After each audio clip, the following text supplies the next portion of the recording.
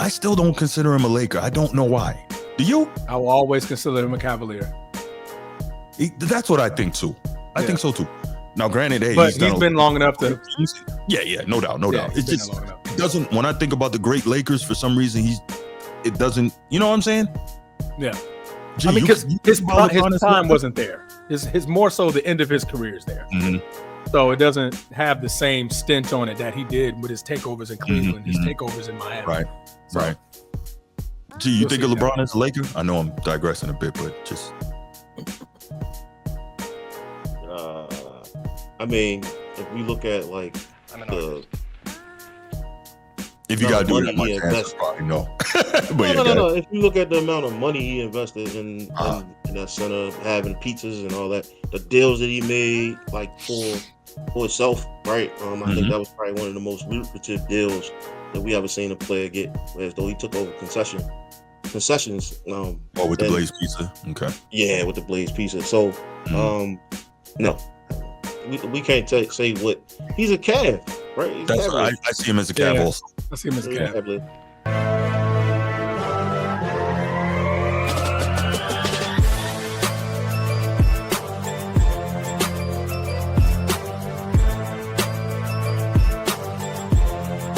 If you're watching here on YouTube, make sure you go ahead, click that subscribe, that like, that notification bell. Make sure you're kept up to date whenever we drop new content on the channel. If you want the audio only version of the podcast, open up your audio podcast platform, hit the search bar, type in The Format Podcast. We should come right up. If you're enjoying the content, make sure you give us a like, leave us a 5-star review, and drop a comment. All that stuff helps us rise in the algorithm, helps us find more sports fans, helps more sports fans find us. Make sure you write it down, put it in your phone, make a note of it. The Format Podcast is live Sunday mornings at 10 a.m. Eastern.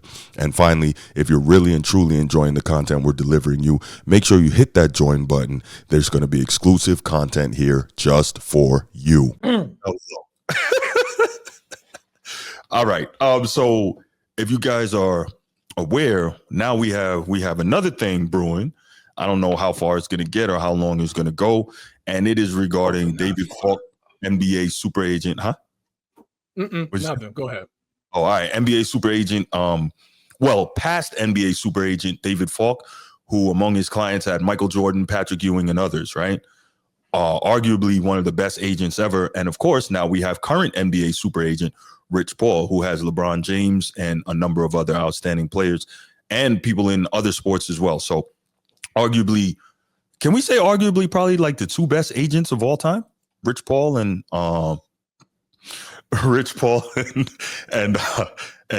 David Falk. Can we say those are arguably two of the probably, right? Yeah. They're in a conversation.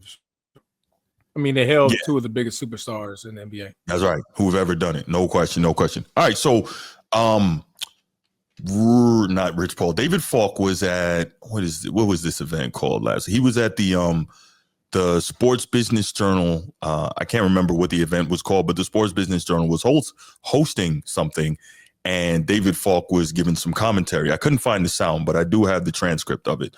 And this was interesting. I guess he was asked, of course, about LeBron and whatnot, and because he was talking some stuff about Michael Jordan. So, of course, eventually somebody's going to ask about the GOAT debate, right?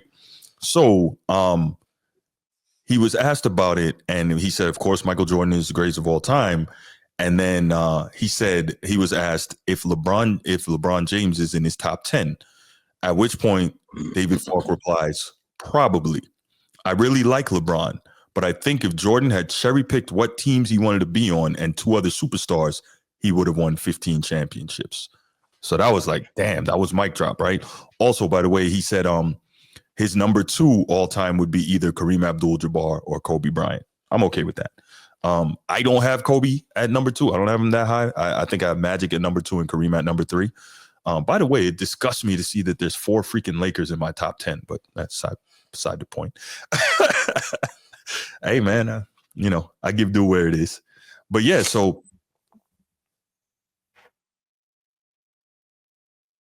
How many in your top 10, bro? Nobody wants to see that, man. How many in your top 10? Say it again. Man, 4, man. 4. If you consider Wilt the Laker, because he wasn't really there that long. If you consider that. Put on the uniform. He put on the uniform. Anyway, right. He did put on the uniform. Real talk, LeBron has been there, what, 6 years now? 7? 7. I still don't consider him a Laker. I don't know why. Do you? I will always consider him a Cavalier. That's what I think too. I think so too. Now, granted, hey, but he's been long enough to. Yeah, no doubt. It's just long enough. It doesn't. When I think about the great Lakers, for some reason, it doesn't. You know what I'm saying? Yeah. Gee, because his prime wasn't there. His more so the end of his career is there. Mm-hmm. So it doesn't have the same stench on it that he did with his takeovers in Cleveland, his takeovers in Miami. Right. Gee, you think of LeBron as a Laker? I know I'm digressing a bit, but just. I mean, if we look at like if you gotta do that much, answer probably no. But no. If you look at the amount of money he invested in that center, having pizzas and all that, the deals that he made, like for himself, right? I think that was probably one of the most lucrative deals that we ever seen a player get, as though he took over concessions. With the Blaze Pizza, okay. Yeah, with the Blaze Pizza. So, no, I don't know. We can't say what he's a Cav, right? He's That's right. I see him as a Cav also. I see him as a Cav. I see him as a Cav, then a Heat, then a Laker. And that has nothing to do with the Laker piece. It just, when I think about the great Lakers, for whatever reason, he doesn't really like pop up there for me. Anyway, so David Falk, I'm gonna read his quote again. When asked is LeBron James in his top 10, he says, probably. I really like LeBron, but I think if Jordan had cherry picked what teams he wanted to be on and 2 other superstars, he would have won 15 championships. Now, obviously, we know he was being silly when he talked about 15 championships. Okay. No, okay. I mean, come on, man. Okay. We know that's hyper. No, because y'all get on LeBron all the time. Not 1, not 2, not 3, not 4, not 5, not 6, not 7. Now we can. Okay, man. He said 15. Like that's let me just ask you bit ridiculous. You really think that? I'm asking you, Transformer. Do you think that David Falk believes Michael Jordan would have won 15 championships if he had cherry picked his team? Absolutely not. Okay. Absolutely not. I'm saying it was a hyperbolic statement. That's all I'm saying. Okay, do you think LeBron not 1, not 2, not 3, not 4, not 5, not 6? Like he just kept going. He was going to go on a crazy run. I think he thought he was going on a crazy run. I think if he would have stayed at one place, he would have had more rings at the end of his career. I think so too. Same place, same coach, and then just bring the players to him. In Cleveland?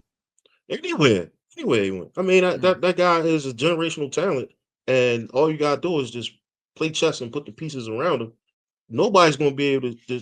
So that's the thing. Like I think people fail to realize the reason why Mike was so successful is because he stayed at one team, for his entire tenure in the NBA, and then he was able to move pieces based off of who was the top team in the league that he needed to beat, and those pieces came to him. And so I think that's what the competition got old first. That's what made him so successful, was because he was able to stay in one place, have a scheme that they mastered, and be able to, and nobody else could do anything with him. That was pretty much. Everybody didn't get old. There was some top tier talent that came in the league. The teams that he couldn't beat that got old. That's what I'm saying. The Celtics got old. Detroit got old. Them the two teams that's not busting his behind before he got there. That's the franchise fault. That's not his fault. No, it's not his fault. It's like I'm not saying it's his fault, but you're saying like he stayed there and like they just got better and they ascended to the top. No, but it took the other teams to get older. No, yes. That's what happened. Like they couldn't beat him. Like these are professional players, bro. Like I don't know how to say this, man, but it definitely took the black cat. He still had to do what he had to do. But as you saw, like towards the end, he was doing that his entire career. Even against a Vince Carter, all the new kids, he was really like getting at him. I watched this documentary about him and Kobe, him passing the torch to Kobe, not LeBron, Kobe. Him passing the torch to Kobe, where he bust Kobe. Let me stop. Pause. So he destroyed Kobe one game, and then they said Kobe stopped talking for like 2 weeks, bro. He said he ain't say nothing to nobody for 2 weeks. I remember that. And then the next game he gave Kobe 55, no, he gave Mike 55. Yeah, no, Kobe gave Mike 55. Yeah. Right. Yep. Yeah. But I think I think that's the difference between it. Anyway, go ahead. I mean, the passing the torch, that's something that's supposed to happen. But I can't really say what LeBron should have did in his career because that's his career. I'm sure he probably made the most money an NBA player could ever make in uniform. So he maximized his revenue as a player. Only active billionaire as a player. Yeah, part of that is timing. Where the TV contracts were when he played and all that. So I respect it. I can't take that from him. But the rings is I'm a firm believer that if you build something and you're able to repair, that's why you will get that dynasty that they had because you're not flip flopping your coaches every 1 or 2 years. You're actually playing in the system. That's all. Nah, agreed. No, absolutely. Agreed.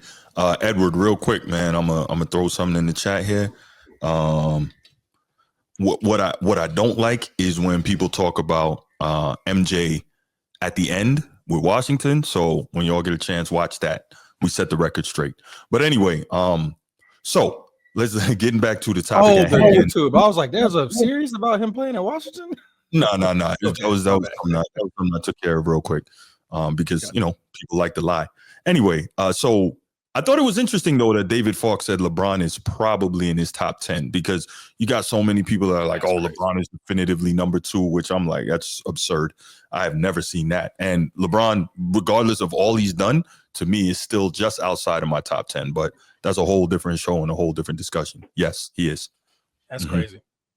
I mean, I can't put him ahead of Bird. I can't put him ahead of Magic. I can't put him ahead of Kareem. Obviously not Mike. Can't put him ahead of Kobe. Can't put him ahead of Timmy. Can't put him ahead of Wilt. Can't put him ahead of the great Mr. Russell. Can't put him ahead of Shaq. Nor can I put him ahead of Dream. Shaq? And that's not in order, but that's the top 10 off the top of my head. He's done far more than Shaq. Shaq was just more dominant as a player. But he's done much more than Shaq. Well, we can have that talk another time.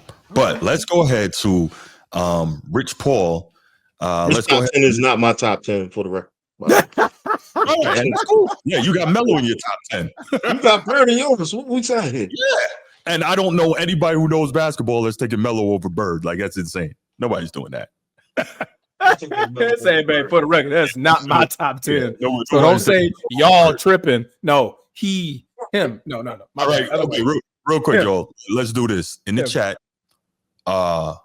is there anybody in the chat who would take Prime Melo over Prime Bird? Just out of curiosity. All right. That's tough, man. Oof. That's not tough. Anyway, let's go. Rich Paul. This is him responding to David Falk's comments. This is Rich Paul. So let's do it. Converse is on. Not Bird with the Converse. Stop playing, bro. 3 times straight MVP. Man. Barbecue. Yes. All right, let's go to Rich Paul. David Falk said something the other day about LeBron cherry picking, and they was talking about it this morning. And I'm like, that's interesting to use the term cherry picking when if we're going to make a fruit basket here, maybe I'll sing you one after I leave for having me on the show. Thank you, Rich. But the careers of the LeBron and Michael Jordan, it's not apples and apples for a number of reasons. But the cherry picking terminology of it all, coming from someone who literally had John Thompson, Dean Smith, and Mike Krzyzewski supporting his business, putting superstar athletes in his lap. I think he was part of the Cherry Clan. My dad used to sell that candy back in the day. I just thought that was very unfair and a little beneath David Falk for a number of reasons. And so we can't have revisionist history, and we all want to just determine who's the GOAT and who's the best and so on and so forth. But I just thought that was a little beneath David to say that. So this is interesting. He being Rich Paul is talking about we want to have revisionist history. That's what he said, right? Am I hearing that correctly? He said revisionist history. That's what he said. If you go back on my channel, this is so funny. Most of this stuff I've already addressed. I actually did a show, and I think Rich Paul's on the thumbnail, and I think it said he's trying to rewrite history. So y'all might want to go back and check that out when you get a chance. Because Rich Paul and LeBron fans are the kings of trying to rewrite history in order to denigrate Michael Jordan, denigrate Michael Jordan's competition, and anybody that they think could be a threat to their king. So that's very interesting that he would have mentioned trying to rewrite history. You got something, G? Is LeBron in your top 10? No. No.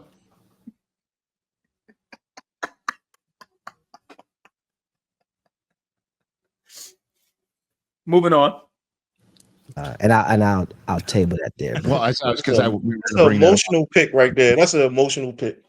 That's emotional. It screams low T. That's an emotional pick. Nah. I mean, I've explained how many times why he's not, but I mean, as simply as I can put, the guys that are in the top 10 for me, I can't, me personally, in good conscience, put LeBron ahead of any of them. But, you know, it is what it is.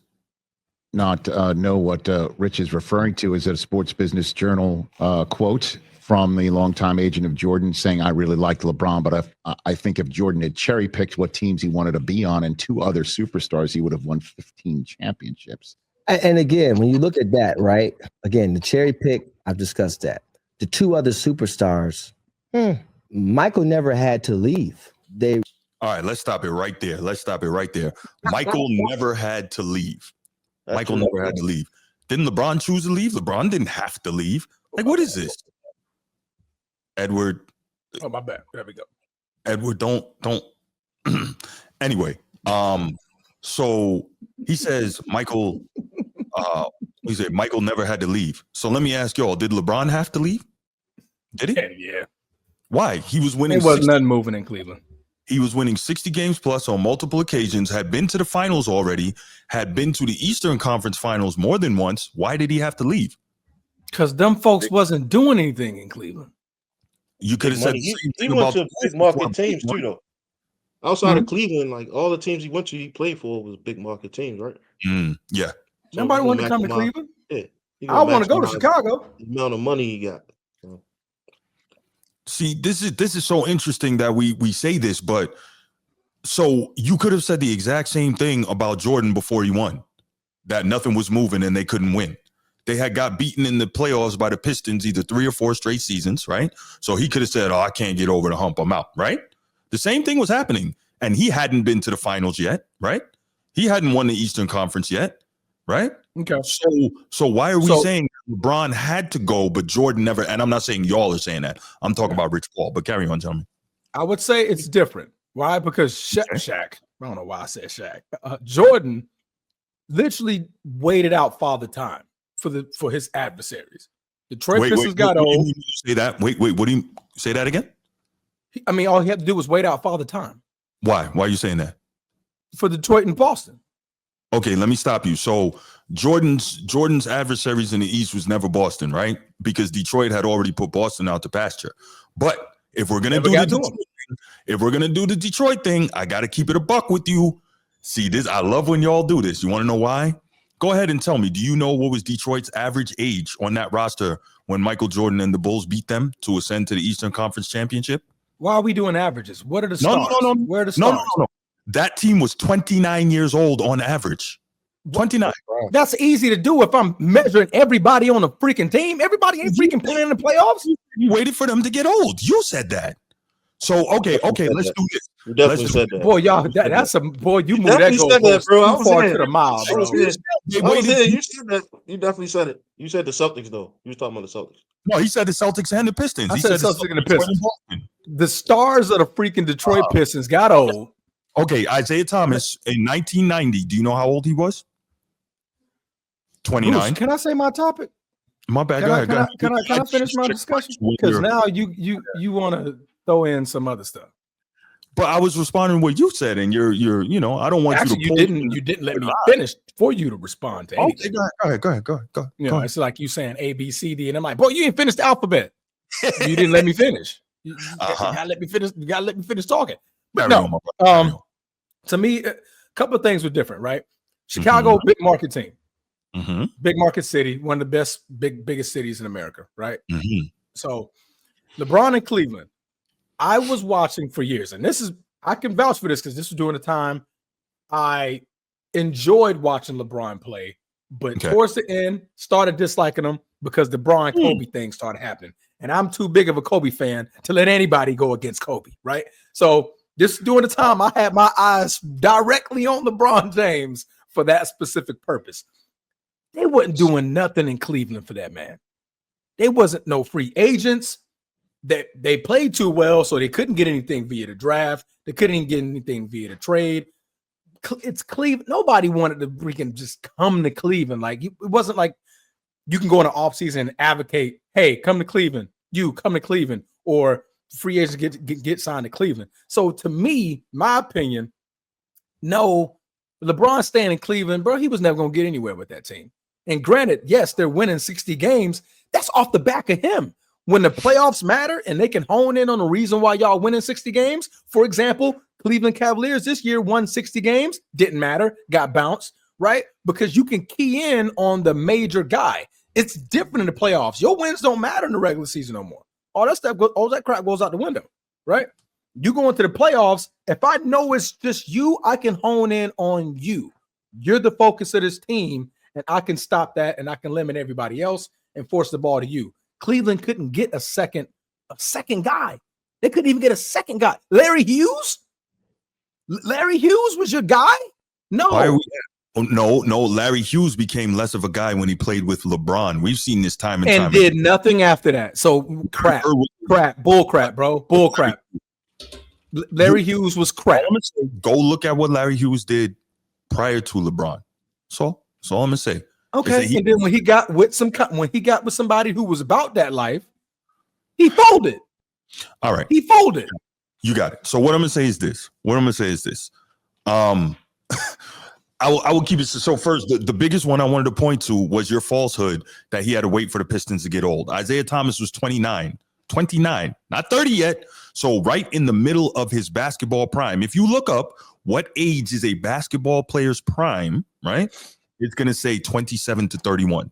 So Isaiah Thomas, second best point guard ever, in my humble opinion, was right in the middle of his basketball prime, his athletic prime as a basketball player, right? Yeah, Magic, then Zeke. Yes, no question about it. Now, that said, because I'll put Curry in there now. Okay, so now I would.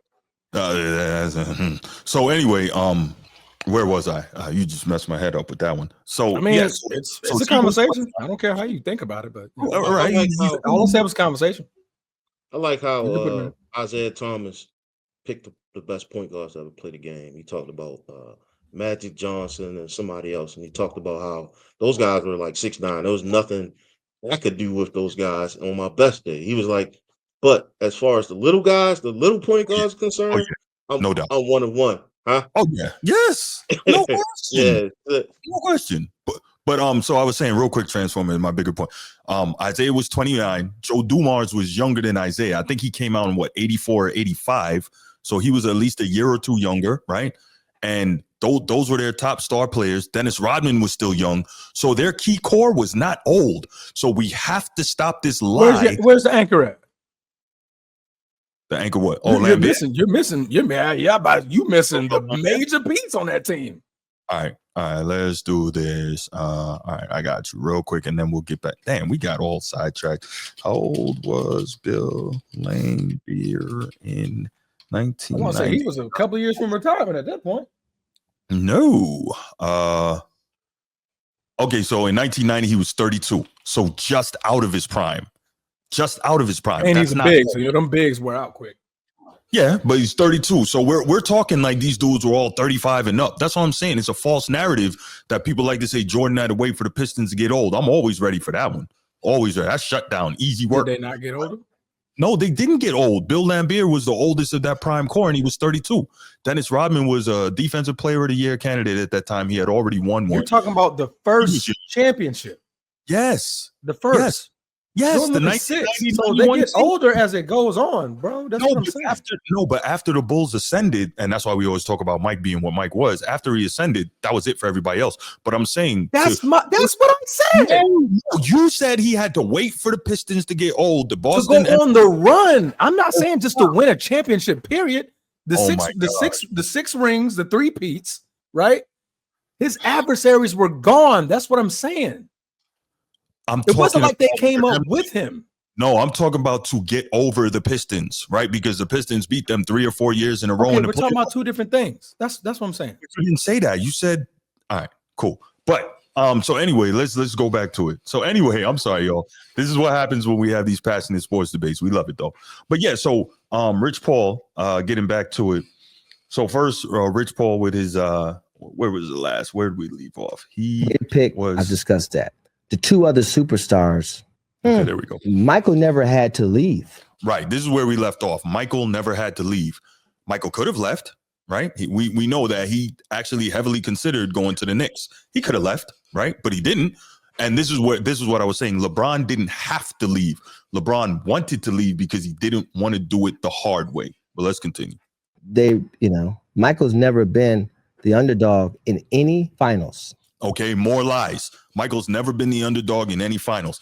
Y'all know me. I looked this up before we started. Michael Jordan was a major underdog in the 1991 finals against the Lakers. You know this, Transformer. He was an underdog in that one. He was also an underdog in the finals in 98 against the Jazz. So really? He was?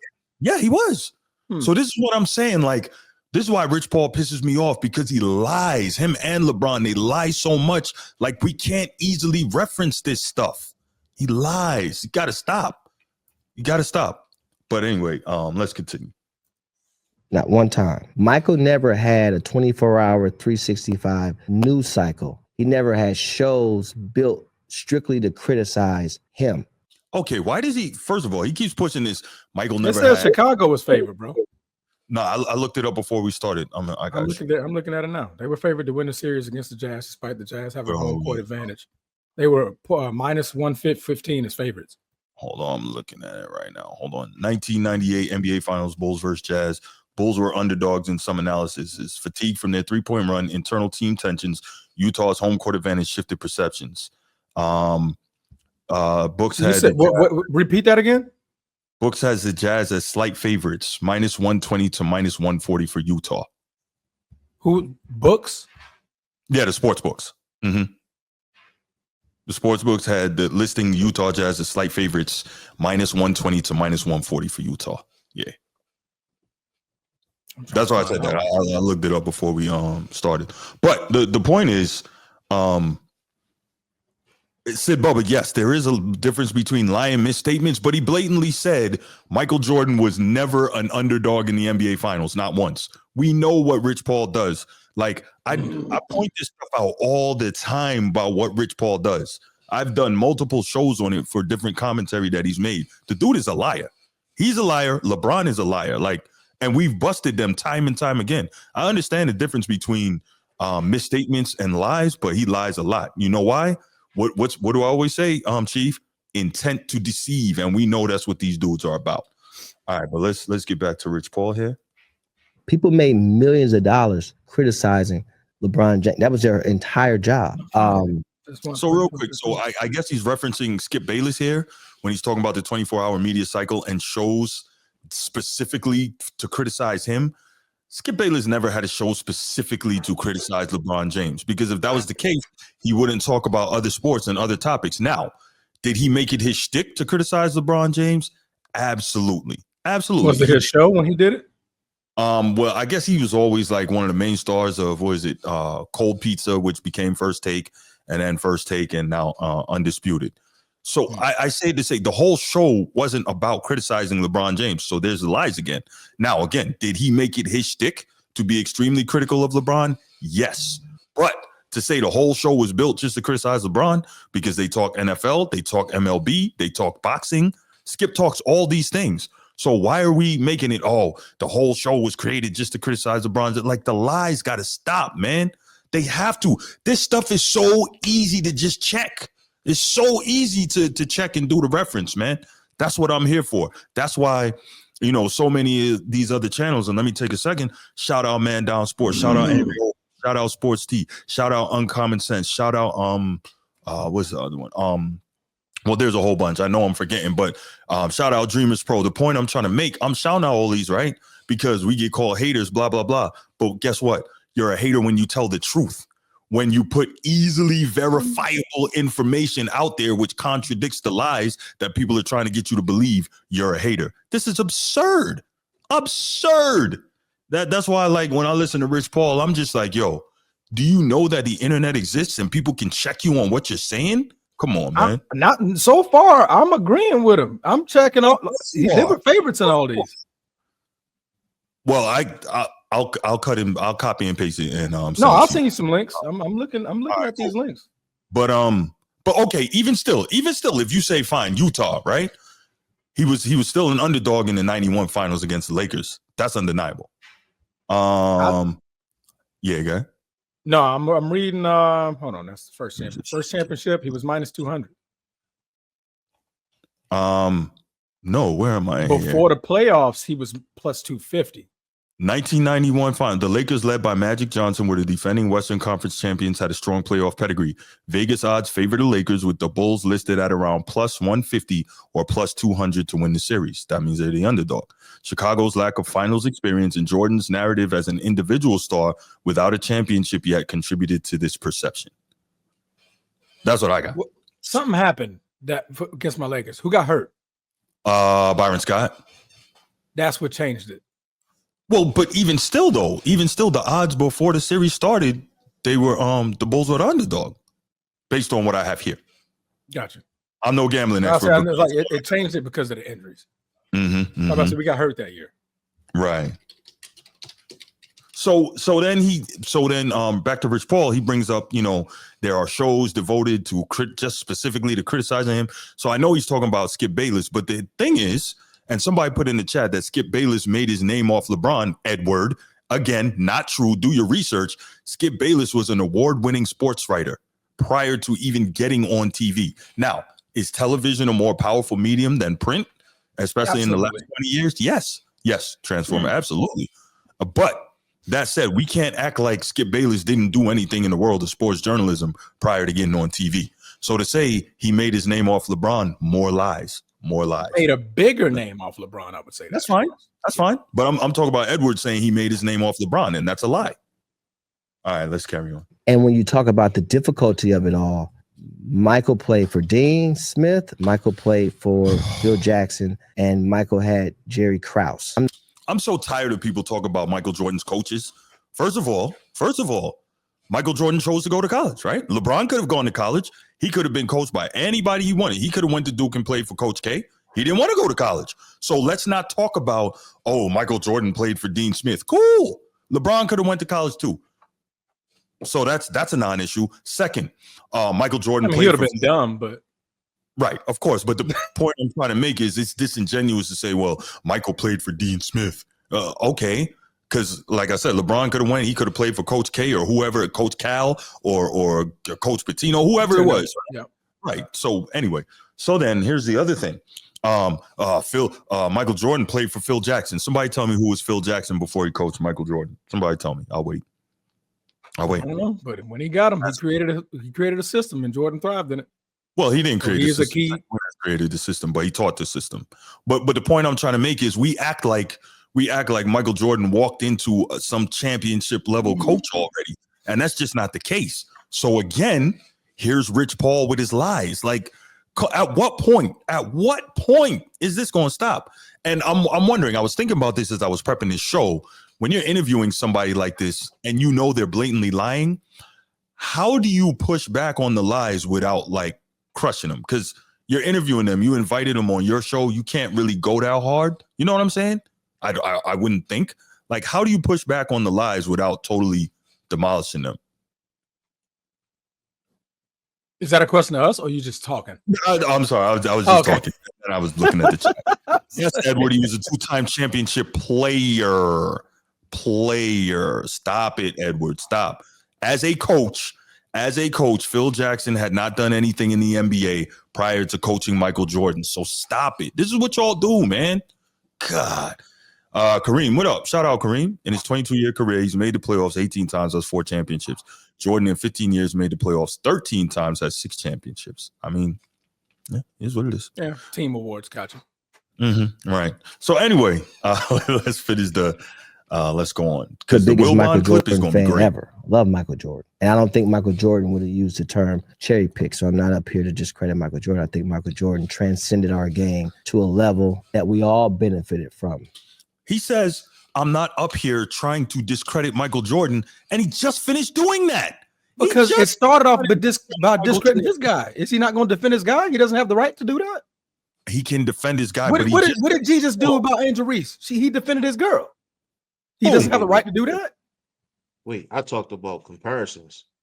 And you were defending Angel Reese, bro. You were defending her. Okay. Did he not defend Angel Reese? So we can't give G that respect. Like, hey, bro, he defending his girl, the Baltimore homebound city girl. No, I did, but I also talked about how y'all glazed Caitlin Clark as well. So you dissed Caitlin Clark, in our opinion on that, to defend. No, I didn't. Caitlin Clark. I mean, to defend Angel Reese, right? I didn't diss her. I said she was one of the better shooters we've seen in the league ever. Go back and rewatch this show. I did not glaze Caitlin Clark. I barely talked about her. You just went nuts, man. Go back and rewatch the show. Real talk. You'll see. No, that's a Gen Z term. Only one person on this show is glazing Caitlin Clark, and he's not even in the chat yet. Right, he's not in the chat. He definitely glazes Caitlin Clark. All right. We all know who I'm talking about. Where you at, Steve? Where you at? He's probably in church, man. He's probably at mass, man. Let Steve live. Yeah. So, but no, I say it to say, of course, he can defend his guy, and that's fine. But like I always say, number one, LeBron fans can't ever just defend their guy without attacking someone else. That's one. But number two, hold on one sec, G. It's one thing, you say what you got to say, then you say, I'm not here to try and denigrate or tear down Michael Jordan when you just spent the last 5 minutes doing that. Go ahead, G. Do you think Mike had a better agent than LeBron? I think times were different. I don't know. You know what? I can't even speak to it because I don't know anything about that world well enough to make any sort of informed statement. So I can't say. Okay. What do you think? Do you have an opinion on that? Yeah, I think so. I think a lot of the moves that he made was financial, but they had to be financial. I mean, he's a cash cow and he brings seats, and so not only was he the narrative is that he was always chasing rings, but I think also he was chasing money as well. Like, because $500 million as a player is crazy, and then you know what I'm saying, another $700 million off the court. You can't make those deals without your agent. So I think he was presented with a plan and he moved forward. That's stuff people don't talk about, but maybe those were the reasons why he decided to take those jumps, and then everything else came along with it. Oh, definitely the reason why he went to LA. Yeah, he followed the money to come to LA. Yeah. Well, I think because he had so many off-court business interests in LA, which again I respect. Follow the money, yeah. Oh, okay. I thought when he came, I was like, oh, he here for the money. He ain't here to win no his goal is to win multiple championships. I mean, he's gonna try, right? His major goal while he came to LA, money, baby. It's production company and everything Absolutely. Everything he needs. His son could go to school out here, grow his name out here. Absolutely. It was not a basketball decision. I'm not mad. No. And that's why he's like, yo, he don't want to leave because he got so much, time and respect for that. Respect. I don't even know who was Michael Jordan's agent. David Falk. Yeah, that was the dude. The one that's on the right of Rich Paul. Yes, David Falk. Super agent. He was Patrick Ewing's agent and a bunch of other guys too. I think Coach K, Dean Smith, John Thompson, all them guys. All right, but yeah, let's continue. Rich Paul got a little more to say. Right. And I'm more so focused on less about who's the GOAT and why I can't be at a dinner with those two guys having a great conversation. More lies. He spends every single interview trying to tell us why LeBron is the GOAT and Jordan is not. And you're not focused on who's the GOAT. Yo, y'all need to go back on my channel and look at the Rich Paul is trying to rewrite history episode. Like all this dude does is lie. Oh my gosh. This is insane. Or why I can't put, a little bit of money that I've earned into a fund that those two guys have formulated so we can be a part of the deal flow from the Blackstones and the Apollos and the Andreessen Horowitz and things of that nature. And I think that those type of comments is also the reason why people that look like me in my community always think there can only be one king. Okay. See, this is what I don't like now. When people try to start sounding smart and they step out of their lane and they're not. And let me say this. He says, I mean, is he not smart? Hold on. People, this was a stupid thing to say. People from my community think there can be only one king. So let me give you a brief history lesson, very brief. The Mongol Empire, right, started by Genghis Khan, was the largest contiguous land empire in the history of the world. That empire conquered in 40 years what it took the Roman Empire 400 to do, right? Now, Genghis Khan, there's a famous story about how he took a group of arrows, right? He broke one arrow. He snaps the one arrow. He said, you see this? Doing, G? What the hell does this have to do with that? G, what is he doing? Y'all not, man, just film me on this. G, what is he doing? We want a history lesson. Genghis Khan. Yes. So, Genghis Khan. He breaks one arrow. He says, you see this. Then he grabs a bundle of arrows and he tries to break it. He can't break it. And he says, basically, you see this, if we stick together, then nobody can take us down and our empire will continue to expand, right? I say this to say the Mongol Empire, which is the greatest land empire in the history of the world, without question, they couldn't keep it together. Why? Because you had multiple people trying to fight over who would be the great Khan. So I say this to say this, I don't want to call a name, but this guy, Rich Paul, is trying to sound smart and say, well, the people in my community believe there can only be one king. Can we name one empire or one kingdom in the history of the world that has had more than one king and has been able to sustain? This is why I brought up the story. That was stupid. It was just Nobody dumb. Wins. When the family feud. There you go. Exactly. So I say to say, what the hell is Rich Paul talking about when he says, oh, my community believes there can only be one king? Because there can only be one king. There is no successful empire ever that had more than one king. You just can't do it. It doesn't work that way. What up, Mark? How you doing, bro? He's talking about sports, right? But he's not talking about a nation and an economy. No, he's not talking about sports. No, but listen, Transformer, he's not talking about sports because earlier in the clip, like a few seconds before, he was talking about having a dinner with Mike and LeBron and them guys getting money together to put towards something so that they can build something, right? That wasn't about basketball because he was referencing off the court ventures. So I say all that to say it's a stupid statement to say that. But that statement was referring to the people in the hood. That wasn't about the conversation at the dinner. Oh my gosh. Did you not hear what he said? He said people in the hood. People is people. Did he not say that? Or did I mishear? The people of my community. That's what he said. Yeah, what does that got to do with the dinner? That's two different things. No, but do we need to go back so you can hear it? Did I blow your mind with the Mongol thing? Please don't go back, bro. I wasn't going to tell that story again. What I was saying was I was trying to make the example of how when you stay together under one leader, then you will have success. But there is no empire, no nation, no kingdom ever that was able to survive with more than one king.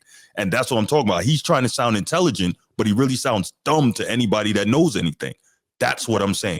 I don't think he sounds dumb. I think you just took the topic of who a GOAT is in a basketball realm with multiple opinions and objectivity and errors and time and stuff like that.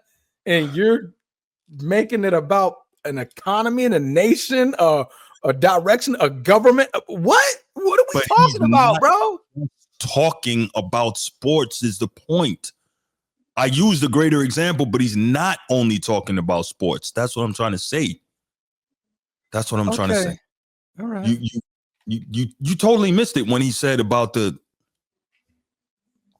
Let's go on. Nobody is figuring it. We're all together on this.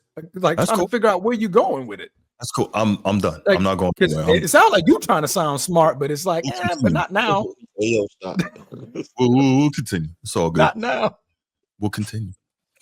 And it's forever embedded us as the minority in a lot of places, and why it's so uncommon to see a community of successful Black men. So that all that he just said, that was about basketball. That wasn't about basketball. My bad. I didn't even hear. What did he say?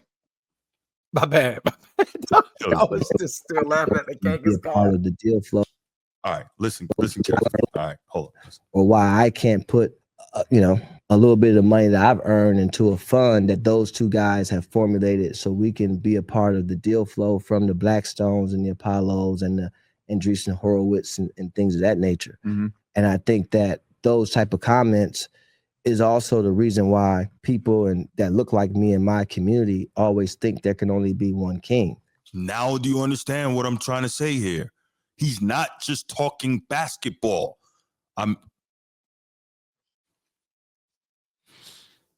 You still think he's just talking basketball? Proceed. That's not the part that I didn't hear. It's forever embedded us as the minority in a lot of places, and why it's so uncommon to see a community of successful Black men. So I thought that was very, again, beneath David Falk, with all the success he's had and all the cherry picking that he's been able to do amongst the 3 highest level universities there could ever be as it pertains to aligning with the game of basketball. It doesn't get any bigger than Georgetown, North Carolina, and Duke.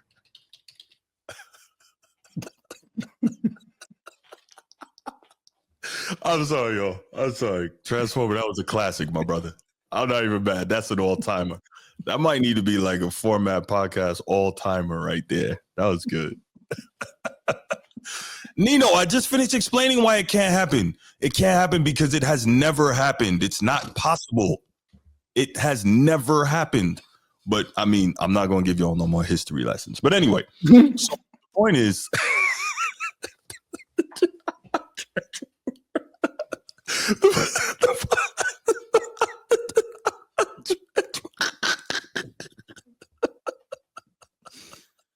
All right, bro. Let's try to focus, bro.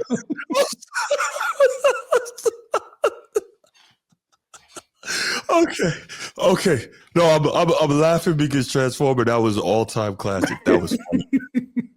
Sometimes you gotta be able to laugh at yourself, man. I do. No, I'm saying me. I'm talking about me. I'm talking about myself right now. Yeah, that was good. Okay. Okay, so real talk. The point is, Rich Paul lies a lot, and it's real easy to check him on his lies. Now, this whole thing about the GOAT argument, what I loved here, I'm not going to break into this too much. Let's hear, now we know Michael Wilbon, legendary sports writer, sports journalist, now ESPN guy, has covered the league for like 40-something years, right? A long time. Yeah, Michael Wilbon is a legend in sports media, obviously as a writer. And now, I didn't even know, pardon the interruption, has been the top sports TV show period for like the last 20 years. So, yeah. All right, boom. So let's hear what he had to say, because I thought this was awesome. Okay, so for those in the room who couldn't hear what he was saying, that's David Falk, who was no longer Michael Jordan's agent, but was forever and will always be thought of that way, saying that he likes LeBron. Any conversation, any statement that starts with, look, I really like LeBron, this isn't with going, all due respect, not going somewhere yes. good. It is the classic all due respect. He said if Jordan had cherry-picked where he wanted to go and had 2 other superstars, he would have won 15 championships. The only place to start for perspective. 12. 15's an exaggeration. Yeah. This is who David Falk is. He's a provocateur on his best day. Okay, he's Michael Jordan's longtime agent. He is that. I'm a neighbor of David Falk and have known him for 45 years. Okay. I've had millions of basketball-related conversations with David Falk. No one should be surprised that David Falk is going out there with the MJ flag. Because if you think that, stop. Just get out of the sports talking about business and go to something else. Now, I hate the conversation because it requires you to say something negative about someone who's truly great and all-time great to make your point. And that's the most tiresome thing about the GOAT conversation. But let me just say this.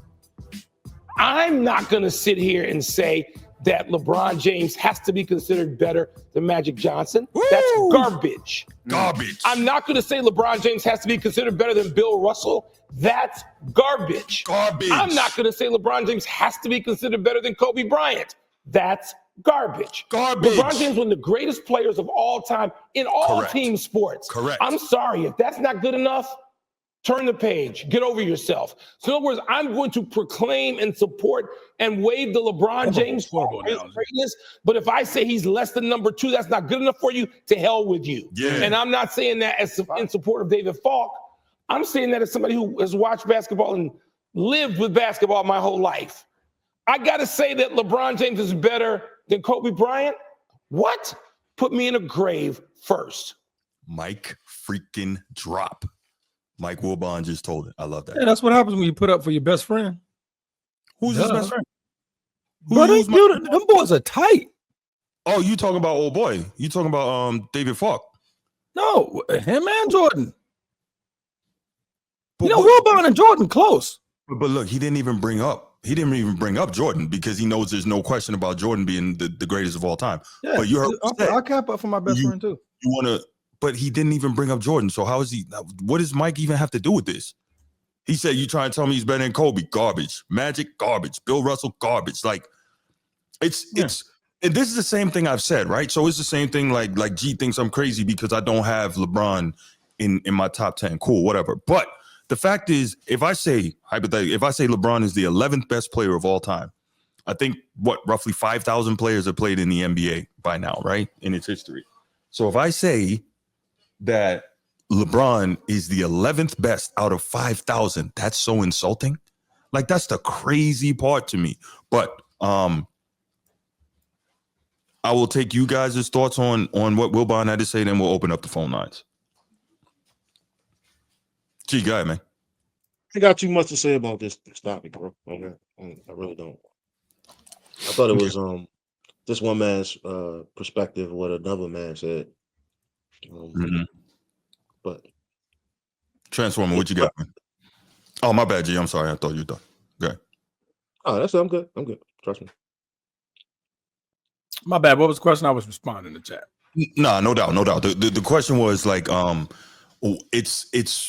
it irks me. Like it's the same thing that Stephen A talked about, that if you don't have LeBron as the GOAT, people are so offended.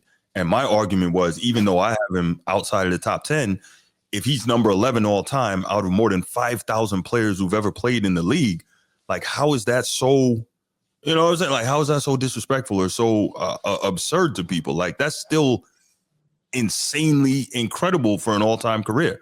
And I've said multiple times, he's had one of the best careers ever, arguably the best career ever, besides the losing, which he somehow seemed to overlook. But anyway, go ahead, man.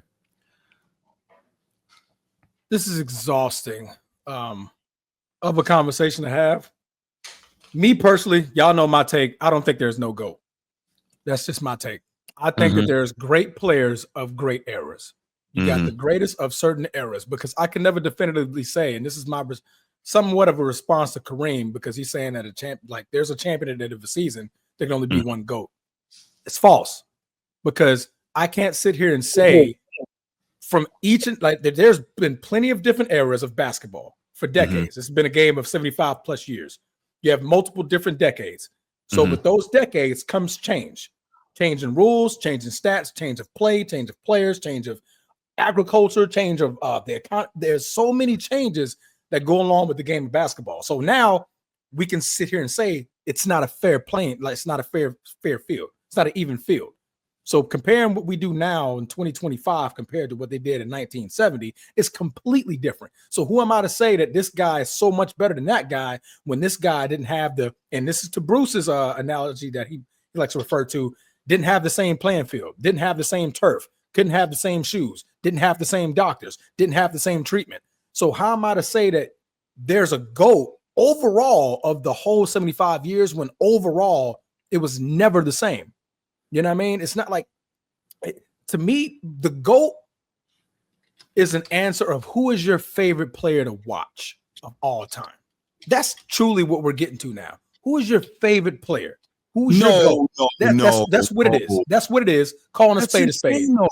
That's calling a spade a spade. It's truly who is your favorite of who done the most. That's what I'm seeing. Because people say, okay, it's because Jordan won. Okay, he won 6, but then people bring up Bill Russell. Well, he won 11. Oh, but it wasn't the same. Okay, we'll get to a different conversation. But did you see how he scored the basketball? Well, is he the leading scorer of all time? That doesn't sound like it's him. So then we change the conversation. We change so much about a GOAT debate when it's truly about what do you prefer? Because GOAT is not something you can measure. Can I put Jordan in the same vacuum as Wilt Chamberlain and them boys back in the day? Because I'm pretty sure Wilt Chamberlain would have gave him the business. Pretty positive. Can I put Jordan in the realm of the game now? No, I can't. He's 60 years old. I can't put him in that realm. I can't put him against the same competition to where it's now so free moving that Jordan probably wouldn't have had the same stability that he had in the 90s. Probably would not have, right? There's so much movement going on. So to me, when you're talking GOAT, it's more so who is your favorite. There's no measuring cup for a GOAT. The only thing definitively say it. Transformer, I'm with you on like the errors thing and that making it harder to definitively state a GOAT. But I'm not with you on is who's your favorite because we got clowns saying Paul George is the GOAT. We got people saying Melo is the GOAT. That's a different conversation. That's you know what I'm saying? You heard the piece where I said the GOAT is out of who done the most. Put that in there. Yeah. Out of who done the most. Okay. Last time I checked, Paul George does nothing. Melo's never done nothing. So that's just eliminating them from the conversation. I mean, so real quick, I could run down you Dreams bona fides, right? His awards, his winning, blah, blah, blah. I can run you down all that stuff. You know, only player to ever retire, top 10 in 4 major statistical categories. Cool. I could do that. That's my favorite player who's done a lot. But who's going to agree with me that Hakeem Olajuwon is the greatest player of all time? Even though if you really look at it fairly, you could probably get him into the bottom of that discussion. But nobody's going to agree with that. So, like, I hear you, but I don't. You need somebody to agree with you to formulate an opinion? No. Opinions. That's all it truly is. But we've talked about this time and time again. Like, opinions can be wrong. Like, opinions can be absurd. Who's giving you the answer? Say again? Who's giving the answer? Who knows the answer? I think oftentimes consensus can generally be the answer, right? I think sometimes it's based off of who you watched, right? Like, did you watch Mike games? Was you there to watch all his games? Probably didn't. Probably before your time. And so Paul George do become your GOAT because that's all you know. We saw the insane reference that Anthony Edwards made, was it last year, about the players before him, right? Yeah, he didn't watch them and stuff like that. He didn't watch them, so he wouldn't know. Like, you would have to watch these players to know. I can't go all the way back to before I was born, before I knew what basketball was, and talk about these guys because I never watched them play. And I don't know how their greatest moments look. I can only look at what I've seen today and say, all right, and some of the brightest lights and the biggest moments, this is what I've seen this player do. And that's why Mike is my GOAT, because during those biggest moments, he executed and he continued to execute. And it was the way that he did. That's why I picked him over most of the other players. So how is that different than what Bill Russell did for 11 of his championships? I didn't watch Bill Russell. Exactly. I didn't watch Bill Russell. I didn't watch Bill Russell. So I can't say that. I really can't. I didn't watch it. Real quick, I would look at it as to say that for what I saw of Bill Russell, which is going back and watching, obviously, like, there's video of that? I'm messing with you, man. Yeah, some of this shit is undocumented, bro. Like, Celtics fan got to have something for back then, right? Because I'm the championships y'all hold on to. But go ahead. One more point. So when I look at LeBron and talk about why the reason he's in my top 10 is because of just some of the things that he's done. Yeah, he lost a lot, and he chased the bag. But on the court, like, this motherfucker dominated just like Shaq in most games. Ain't nobody had nothing for him. Like, couldn't double team, and then the way the league was built, like, there was nobody in the paint defending. And so for his piece, like, yeah, he dominated just like Shaq. There was no big man on there that was really doing anything to stop him. He may have got a little bit of slack. But then I also watch Stephanie, and I look at the era that they played in the last 15 years. Last 10 years, where the three ball was like, I'll say last 5, 6. But during Steph time, the three ball, he evolved. Say 10 years. Yeah, he evolved the game. Whereas though the three ball is like, you see teams shooting 75 threes and missing 40 of them 50 of them motherfuckers. Like, you have to bring up my Celtics? Nah. But I'm saying, like, so if we look at, like, in this era of the three, right, of the three ball, we look at the era in the three ball, can we not put, Steph up there? Can we not put him up there as one of the, the best shooters, best 3-point shooters to ever shoot the game? So I mean, it's a lot of arguments that could go around about who's who and what's what. It's just what you know.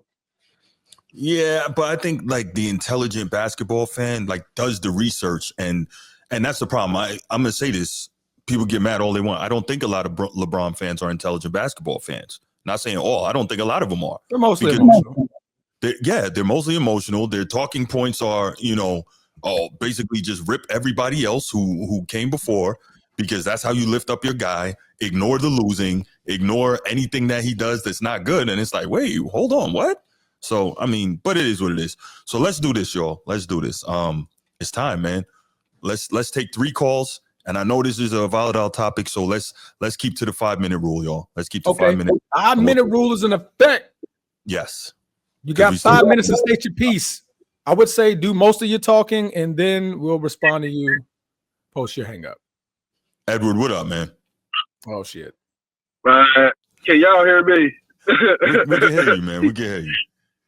All right. What's going on, fellas? How y'all doing on this lovely Sunday morning? Let me go ahead and get that on out the way. Maintaining, brother. Bless, man. Bless. Facts. Right, that's what's up. Bruce. Yes, sir. Let me start off with this Mike Wilbon. Mm-hmm. Where is he from? Chicago. Where's he from? Okay, then he's from Chicago. Mm-hmm. Wow. Okay, he's from Chicago, and you don't think that it could be a little bit of favoritism going MJ's way with him saying, "Oh, they're best friends." I know that. I mean, Bruce, but he didn't want to bring that up though. Okay, Edward. You know what? Let's say you're right. Let's say you're right on that.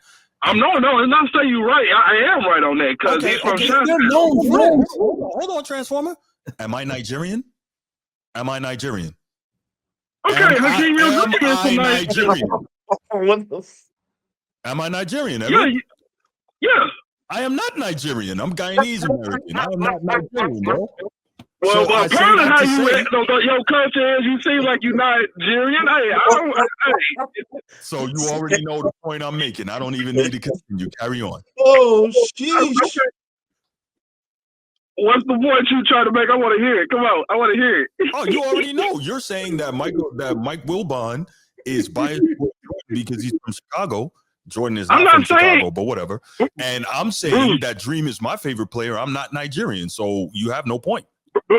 No, the point. Okay, so you're saying he's not from Chicago? You just say he's not from Chicago? No, Michael Jordan's from Mike's not from Chicago. No. I'm talking about Mike. I'm talking Mike Wilbon. I'm talking about him, bro. Mike Wilbon from Chicago, yeah. Okay, then that's what I'm talking about, Bruce. I was talking about that, man. So what? I don't know what was the need for you to try to do all that. Then you be throwing those little slick little lefties, when I, throw my name out there in the chat. You know what I'm saying? I'm standing 10 toes down. I'm gonna come look for you. Yeah. Don't waste your time, bro. Come on. Okay, but with that being said, I agree with my brother said on there, man. It's like, man, it's really crazy about that. And then it's like, man, can we all agree that criticism gets the most praise than the positivity when it comes to LeBron? What? Criticism gets the most praise than positivity from LeBron James. It's like, man, we can criticize him all day long, but he does not get the praise for positivity. No, I don't. I absolutely disagree with that. I mean, you the one always sending me clips from stuff. You watch First Take and all these shows. All they do is praise LeBron all day. Come on, stop. We talking about these other fools, idiots, and jackasses that be talking about, man. They got, and this is not okay. When he talk about he's not, I understand if you want to have LeBron number 2. That's cool. I do not disagree with none of that. And then the GOAT conversation didn't even start until MJ started when he won his first chip. It didn't start when Bill Russell. It did not start when Bill Russell was the GOAT. It did not start when Hakeem got won and everything like that. It started with MJ. With one championship. Matter of fact, before. No, man, it was never brought up with those 2 legends, Bruce, and you know that. You know that. So the only thing I'll say about that real quick, I don't want to take your time. The only thing I'll say about that is because Jordan was by far unlike anything anyone had ever seen before on both sides of the floor. Go ahead. And what about that made him the greatest of all time? once he won, there's like, yo, wait a minute. But anyway, go ahead. What about Will Chamberlain? Well, you know what? The older people, like the people in the generation before me, a lot of them say Will Chamberlain's the greatest of all time. Not mad at that. Man, I showed, man, where's some documentation on that? Because I showed ain't hear nothing about that. I mean, hey. Man, you about 12 years old, Edward. Of course you ain't hear nothing. 45 seconds, yo. 45 seconds. Go ahead. Yeah. Man, look here, man. Hey, 45, 60 seconds, whatever. Anyway, so not only that, what about this situation about I heard someone on another panel said they would put David Robinson over LeBron James. They got I heard that. No, they got Kevin Garnett over LeBron James, then Paul Pierce over LeBron James. I'm like, wow, what the French toast is going on? None of that. What is going on with that crap? And I'm like, man, hey, my dog, you die alone. But anyway, that's another day, man. That's mad crazy right there. But it wasn't nothing really much I had to say, only except for the part where Mike had said on First Take and Get Up. I ain't gonna say too much. It's not even much of a bias thing. It was just the simple fact of the matter is that that man's from Chicago, so he's gonna stand 10 toes down with MJ and all that. But right, like I'm Nigerian. You got it. Right. I got you. Okay, then, Bruce. Okay, let me ask you this: No, you're done, bro. Your 5 minutes is up, bro. No, he's not. But thank you for calling. I wasn't even on here for 5 minutes, my guy. I wasn't even on here for 5 minutes. True. The liar. The time will tell you different. Yeah, but no, Patrick. It's actually about 6. Okay, man. I just wanted to hear that, man. But all right, man. I'm finna get off, man. I gotta get back to my day. All right, man. Thanks for. I think I saw Chief trying to call. Man, go ahead and call back, Chief. There's a timer right here, guys. I won't lie to you. I actually give y'all a little bit more than 5 minutes. So he does because I interrupted him, so that's fair. Laker Nation, what up, brother? Hey, I'm just gonna call because I'm just comment on one thing that I heard from the that I just want to point out on. Rich Paul said about Jordan didn't have to deal with 24-hour hate and all that. I just want to shut down this myth. The hate that LeBron got is receiving is self-inflicted by what he said. Touche. The comments that Jordan was getting when he played was media driven and fans disagreeing with it. Because when he was a rookie, they were crowning him as the next big thing. He was doing stuff they never seen. So they were like, oh, he's the greatest. And then what all the basketball world that was around then, that's why I was our age now, was the Wilt Chamberlain, Jerry West, and all them era, Oscar Robertson era. And they were like, he ain't done shit. So how is he better than all these guys? But he was getting all that. Then they created him. They crowned him the greatest basketball player ever by his 4th year, and he was getting slammed with that. It was like y'all forgot about Wilt Chamberlain. Y'all forgot about Bill Russell. Kareem Abdul-Jabbar. Dr. J doesn't have Jordan as his GOAT. All that's why he gets a lot of flack from the older guys that was before him because they were doing what the media is doing for about LeBron James now. They were doing that for Jordan then. Touche. That's a good point. And that's why it's just not on a grander scale as it is now because of the media. Right. All of them back then were like, no, he's not. Ooh. And then it came down to, okay, you gave him all these accolades, but being a dominant scorer, you're never gonna win. So it comes 91. He was getting, the hate he was getting in. Magic, a proven champion, got there again without Kareem. That was the narrative. That was how it was promoted. And then Jordan finally won. They was like, okay, he got lucky. He beat Magic. Okay. Right. But then I'm sorry. Go ahead, man. No, it was an ongoing, like he's trying to say like because of social media wasn't around. I see what he's trying to do. He's trying to say because social media wasn't around then, like it's not as big as it is now. But media, like without social media, people's bias was They didn't have no way of forming their opinions and do research and all that without the internet. So their main story was what Sports Center and what ESPN and what them were portraying to the people. And people can only go by what they see. And they're like, hold up. People always, go by their common sense. They're like, you can't tell us this, that, and the third. When we seen guys do this before him, Jordan was getting the same shit that LeBron's getting now. It was just it was just said in a different umbrella. It is the same pattern that every star goes through. So the fact that you want to complain about it is absurd to me. When every star goes through the same thing, they go through the same backlash, through the same media, through the same fanatics that go crazy every time something happens. Okay, he did this. Okay, but he never did this. This guy did this. Always comparing them. And the last thing I'm gonna say, because I know on your show we got a time limit. This GOAT debate stuff never existed. I know people are going to disagree, but it is the truth. GOAT debate never existed, and it never came into fruition until 2016. Well, 2015. Before that. People talked about Mike being the GOAT, but there was never a GOAT debate per se. No, they say he was the greatest that they ever seen do it. Mm-hmm. They didn't crown him as they weren't like, oh, this dude's the GOAT. That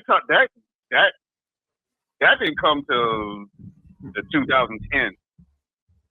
Oh, he's the GOAT. We said no, he was the greatest, which is true. You can say somebody's the greatest that I've ever seen do it. Right. He's the greatest scorer that I've ever seen. That's a true statement. Mm-hmm. Mm-hmm. Is it? You cannot average 50 in a season. But we can't disclaim. And this is a comment that you made, Transformer. You can't tell somebody is lying when they say this is the greatest that I've ever seen. Mm-hmm. Yeah, that's why I said it's all opinionated. But we're going to let you wrap it up, man. 5 minutes is up. Well, what I'm saying is the GOAT standard didn't start until the 2010s when they started comparing those two guys. So, yeah, that's when everybody said, "Oh, this is my GOAT. This is all ridiculous." Right, no doubt. I appreciate the call, Laker Nation. Thank you, brother. Thank you as always. By the way, y'all, make sure you check out the Be Ready Sports Podcast. Real good stuff going on there with Laker Nation, highlighting the young fellas coming up and doing their thing in sports. So make sure y'all check that out, like and subscribe to it. Thank you for the call, brother. I appreciate you, man. No doubt. All right, y'all. One more. I need Sid Bubba to call in, Chief. I know you've been trying to get through, man. We definitely want to opportunity to say what you guys say. There we go. Chief, good morning. Good afternoon, I guess. All right. I got a bit of a different take. Okay. Because I watched the Stephen A. interview in which he went over what David Falk said. And I'm the LeBron guy, me and Brucey, Nino. But with that David Falk interview, he didn't go at LeBron James. Or he didn't do anything. He didn't really shoot no shot at LeBron. Nope. With David Falk, after the second one, if you had that one, what he was saying, Michael Jordan is the greatest of all time. Not what he did on the court, but what he did off the court as well. He did say that too. Yep, he did. So that impact for the LeBrons and everybody after, I think that's something that needs to be addressed. Without Michael Jordan, there wouldn't be no LeBron, and LeBron said it. Kobe said it. Everybody else said it. So that wasn't a shot to say, well, LeBron ain't this and LeBron ain't that. I think what people are upset about was him saying that when they asked him, is LeBron in your top 10? And he said, probably. I think that's what got people really upset. But you got to understand, David Falk come from the '84 that era. So yeah, he's going to be more biased toward his guys. But really, I could see that. But to me, that's what it's really all about. If you want to put in GOAT or like before my MJ, Bill Russell. everything that he done for the league or whatever, on and off the court. To me, that's what make a GOAT. You can't ever duplicate Michael Jordan. So correct. The Kobe LeBron sure tried. Well, he tried, but I'm Right, just saying you can't ever have Michael Jordan. But G also said something good too, though. Had LeBron followed a lot what MJ tried to do, as far as having a coach and this, that, and other, he probably could be a whole lot better player. Mm-hmm. But the times and eras are different. And then too, and if you're comparing David Falk's era to Rich Paul, it's way different. Back then, the agents and stuff did everything behind the scenes. Mm-hmm. The teams had more power. That was the agent's job. Now it's different. You got to look at how the CBA, how everything is structured now. Mm-hmm. So they would get guys like Rich Paul to do, I don't know, personal branding and everything else. Right. Back then, the agents did all the work and take care of everything. Right. Now they're more partnership related. So the job that Rich Paul does now is way different from David Falk. You wouldn't even really hear nothing about David Falk unless you're a top college recruit and David's going to get you some more money. Rich Paul, it's a different game. So, yeah, I know how you want to catch old Rich slipping, but Rich now has to focus on, the public marketability. Mm-hmm. And, he said some misstatements. But I did look up, in most of the finals, except for the 98, from what I've seen on ChatGPT, MJ was favorite. So, well, I looked it up on grok.com and it has 91 and 98. So, I mean, regardless, he definitively stated, he being Rich, that MJ was favored in every finals. He was never the underdog. And I'm like, that's just not the case. Yeah, but I'm just saying, but that's what Rich's job is, to hype his guys up. Yeah, but you can hype your guy without lying, though. That's what I'm saying. Like, it's so easy for me to bust this dude up with everything he says. Like, it's a difference. It's a difference, like I said, between misspeaking a lot of stuff. Does he really take time out to think to try to sway? Now, some of the stuff we can question on. But to me, that was the crux against David Falk and Rich Paul. Different eras, different jobs. He's more of a branding partner, cultural stuff. David negotiates the contract.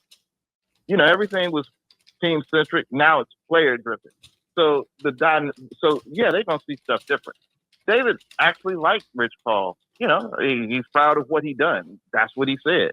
So I don't think he really came at LeBron them. And I'm pretty much a LeBron guy. But I just looked at it for what it was and what he was saying to get cleared. All right. Got it. Yo, you got questions, Transformer G? No. I was just saying, got it. I got what you're saying. Okay. All right. Hey. Yes, sir. All right. All right, man. Great call by Chief. I think that's just you, G. I don't know. I'm not seeing it on here. But no, that's a great call from Chief. I appreciate that feedback, and I also appreciate you presenting a kind of different angle on it, which you always do, man. So thank you so much for that. I see what you're talking about. Oh, really? Okay. Yeah, you can see it on the actual stream. You don't see it on us. Oh, that's weird. Okay. It's on the actual stream. I don't know what's going on there. Let's see. Wait a minute. We all know Jordan had an early start with the shoe business. Kevin Durant, I think I just saw it. Steph Curry, LeBron James, Kobe Bryant, not going to catch up with MJ. He started early, so let's just stop. Edward. See, you with the BS. Okay, cool. So let me give you that. Why don't you say the same thing about LeBron starting early in the NBA? So let's just stop. When you talk about how much points he scored and how many assists he has and all that, why don't you say the same thing?